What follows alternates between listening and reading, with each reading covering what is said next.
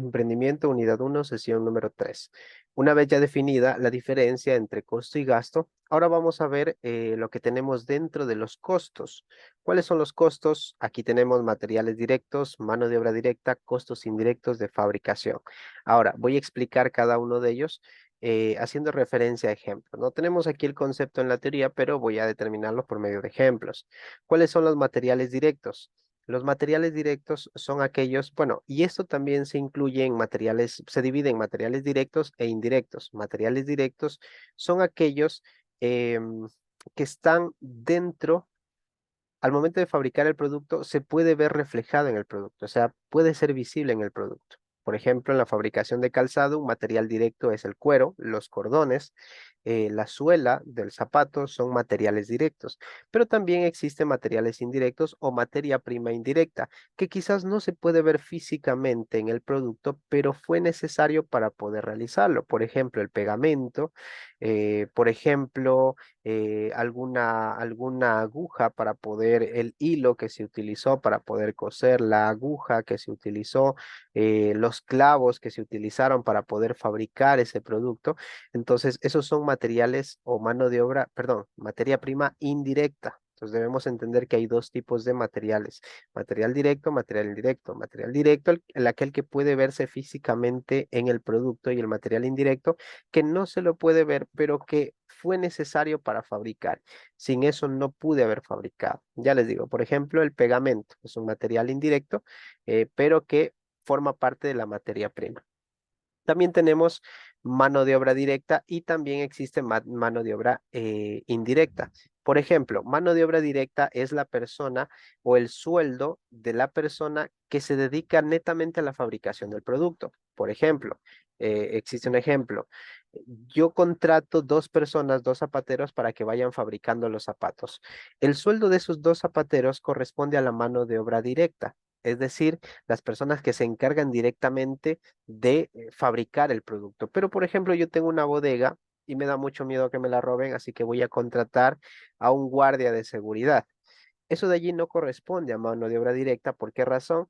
Porque no están trabajando directamente con el producto, sino que me ayudan a cuidar y que no se me roben. Claro que tengo que pagar, pero eso constituiría como un gasto, ya no como una mano de obra directa. Debemos entender esto porque esto nos ayuda a establecer el precio del producto.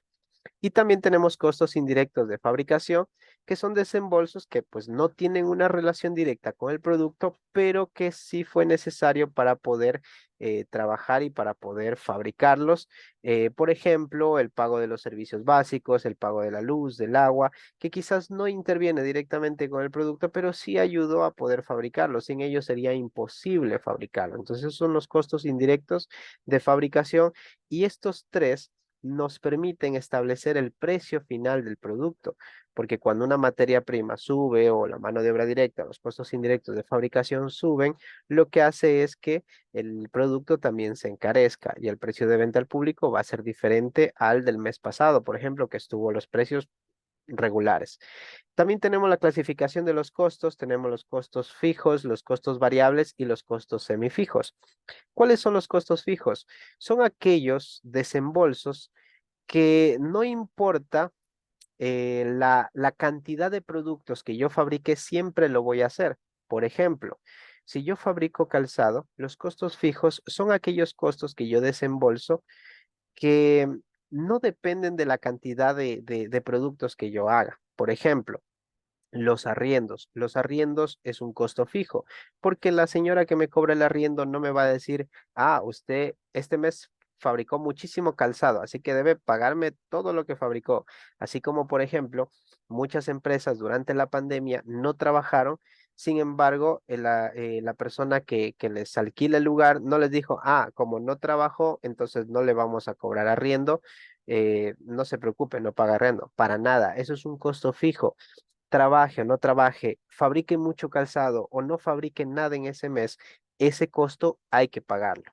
Es siempre fijo. Fabrique bastante o fabrique poco, siempre ese costo debo pagarlo, ¿verdad? Ese es un ejemplo. Por ejemplo, el sueldo de la mano de obra, que ya está establecido el sueldo.